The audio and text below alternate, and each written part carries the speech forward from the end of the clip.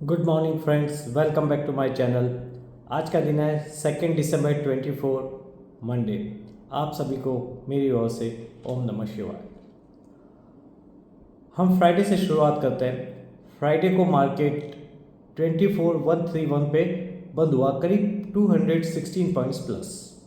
Thursday को 360 points minus बंद हुआ, 24,000 के नीचे बंद हुआ। ना तो थर्सडे की गिरावट समझ में आई, ना फ्राइडे की तेज़ी समझ में आई। दोनों ही लॉजिकली किसी भी तरीके से कहीं से कोई कन्विंसिंग डेटा नहीं है, कन्विंसिंग गिरावट नहीं है, कन्विंसिंग तेज़ी नहीं है। मार्केट को गिरना तय है, ये इस बात में कोई शक नहीं है। लेकिन जो थर्सडे की गिरावट है वो बिल्कुल समझ नहीं आई और फ्राइडे की तेज़ी बिल्कुल समझ नहीं आई। ये मार्केट आपको कंफ्यूज कर रहा है और आपको गुमराह करने की कोशिश कर रहा है। तो मार्केट में क्लच में मत आइए, जो भी कीजिए एसएल से कीजिए। अगर आप निफ्टी और बैंक निफ्टी में ट्रेड्स लेते हैं तो एसएल से कीजिए या ऑप्शन में कीजिए, तो आपको पता है आपको कितना लॉस हो सकता है। लेकिन एक बात पक्की है कि मार्केट का जो मीडियम टू लॉन्ग टर्म है वो गिरावट तय है। उसको दुनिया की कोई ताकत इंडियन मार्केट, स्टॉक मार्केट को गिरने से नहीं रोक पाएगी, ये कंफर्म है। उसकी एक सबसे बड़ी वजह है, मैंने, अगर आप लोगों को कंटिन्यूसली, आप मेरे वीडियो के व्यूअर्स है और आपने मेरे वीडियोस देखे होंगे, तो मैंने कई बार कई वीडियो में और इवन लाइव में भी बोला है कि इंडियन जीडीपी जो 6.5 और 7% के जो टारगेट हमारी गवर्नमेंट दे रही है या आरबीआई दे रही है या इंटरनेशनल मॉनेटरी फंड दे रहे हैं, वो कहीं से आते हुए मुझे नहीं दिखाई दे रहा है। और इंडियन जीडीपी 5% के नीचे जाएगी आने वाले 3 सालों के लिए, मैंने ये बोला है। आप मेरी वीडियो चेक कर सकते हैं, मेरे पास भी वो वीडियो का डिटेल नहीं है, लेकिन मुझे पता है, मैंने ये बोला है।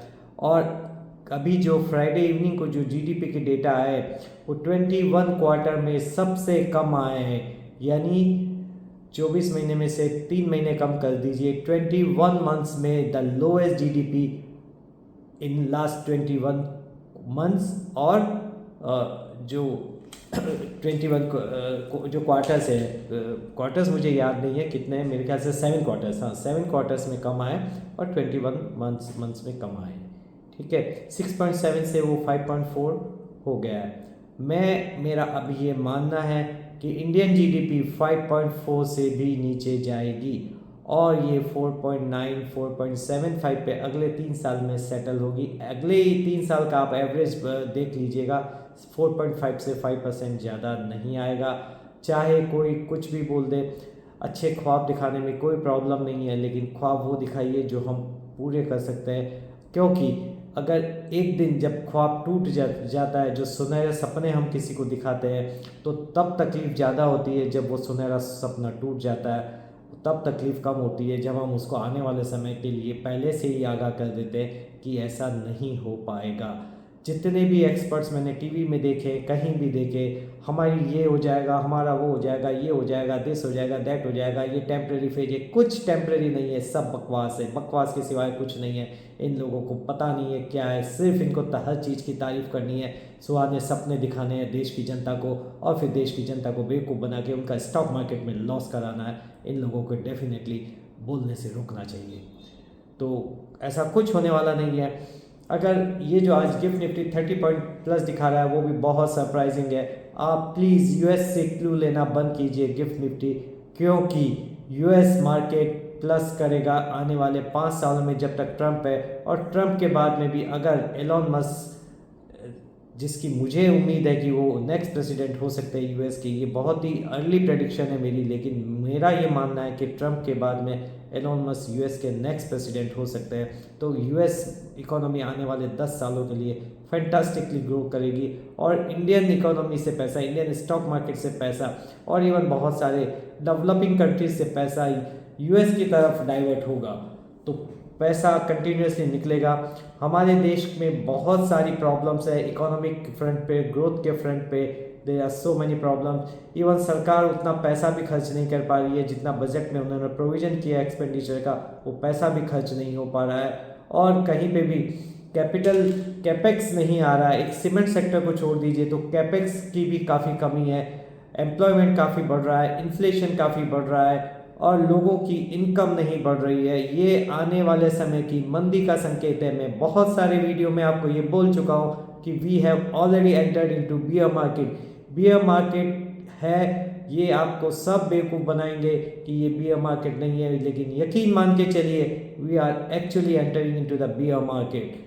एंड बियर मार्केट का एक बहुत बड़ा ट्रेड होता है, बहुत सारे दूसरे ट्रेड है। मैं एक ट्रेड आपको इस वक्त बता रहा हूँ कि बियर मार्केट में जब बाउंसेज आते हैं वो इतने शार्प होते हैं, इतने शार्प होते हैं कि आप समझ ही नहीं पाते कि हुआ क्या है, जैसे किसी ने हाथ से वो डेटा लिख दिया है। इस तरीके से बियर मार्केट में बाउंसेज आते हैं और वो आपको बहुत कंफ्यूज करते हैं। आपको लगता है नहीं we are not in the bear market, we are in the bull market. No, we are not in the bull market, we are in the bear market. Bear market में इस तरह के शार्प बाउंसेज आते हैं, bull market में इस तरह के शार्प बाउंसेज कभी नहीं आते हैं। लेकिन निफ्टी या मार्केट हमेशा लोअर टॉप और लोअर बॉटम बनाएगा।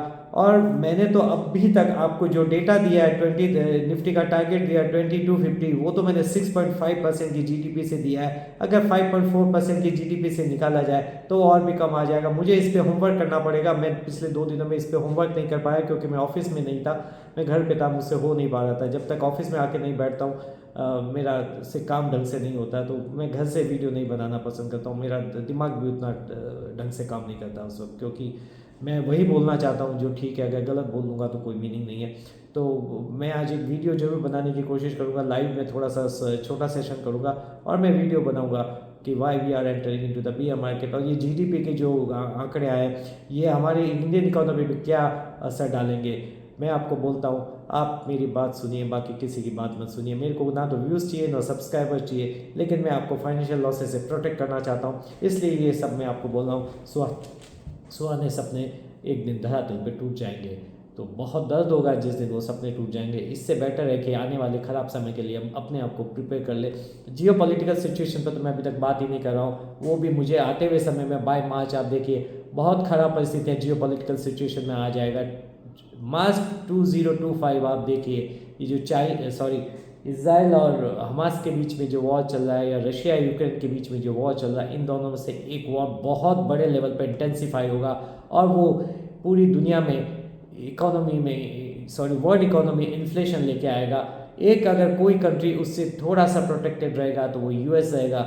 यूएस की इन सब वॉर से फ़ायदा होता है, इसकी वजह से वो प्रोटेक्टेड रहेगा। बाकी वर्ल्ड वाइड पूरी वर्ल्ड की इकोनॉमी में बड़े इन्फ्लेशन की संभावना है और अनएम्प्लॉयमेंट बढ़ने की संभावना है, उससे ये पूरी वर्ल्ड इकोनॉमी रिसेशन आने की संभावना है। मुझे मार्च 2025 में कोई ना कोई एक वॉर बड़े लेवल पे इंटेंसिफाई होता हुआ दिखाई दे रहा है। तो ये मेरा आज का वीडियो है। आप डिफेंस के स्टॉक में बाय कर सकते हैं, मजगांव बाय कर सकते हैं, कोचिन शिप बाय कर सकते हैं। स्टॉक स्पेसिफिक बात हम बाद में करेंगे। आज मुझे सिर्फ निफ्टी के बारे में बात करनी थी, जीडीपी के बारे में, इंडियन इकोनॉमी के बारे में बात करनी थी। रिलायंस और भारती वीक है, ये 1,000 रुपये दोनों आ जाएंगे। रिलायंस इन लोगों से दूर रहिए, ठीक है। यही मेरा आज के है। आप बने रहिए मेरे चैनल के साथ। अगर लेकिन जो भी इन्वेस्टमेंट करें अपने फाइनेंशियल एडवाइजर से सलाह लेकर करें। कोई भी मेरी बात मानने की आपकी इच्छा है, आप माने या ना माने, जरूरी नहीं है। आप अपना दिमाग का यूज़ कर सकते हैं, अपनी खुद की कॉमन सेंस यूज़ कर सकते हैं, अपनी खुद की स्टडी यूज़ कर सकते हैं और आपके सो कॉल्ड एक्सपर्ट्स की विचारों को भी आप मान सकते हैं। मेरी बात मानने की कोई ज़बरदस्ती नहीं है, ज़रूरी नहीं है। ये मेरी अपनी ओपिनियन है जो मैंने एक्सप्रेस की। Thank you, take care, have a very nice day. Thank you, bye.